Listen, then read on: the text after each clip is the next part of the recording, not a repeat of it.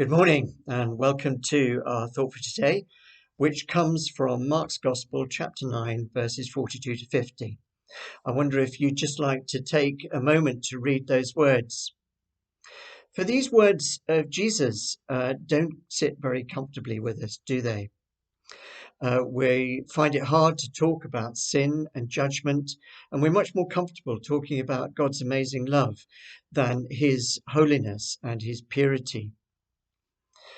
So if we talk to people about sin, we might get a very negative response. But if we ask people whether they ever have wrong thoughts or do wrong things, whether they're hurtful or dishonest or angry, then we might get a very different answer. For the reality is that none of us are perfect.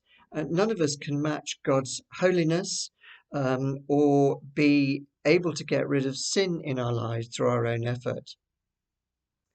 And if we took Jesus' words literally, by the time we'd axed everything in us that causes us to sin, there wouldn't be a great deal left of us, would there?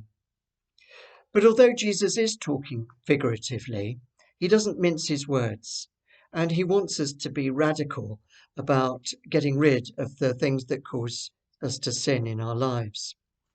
And that brings us to the cross.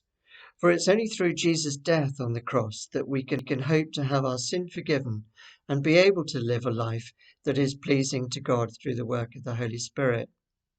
As the writer to the Hebrews says, make every effort to live in peace with all men and to be holy. Without holiness, no one will see the Lord.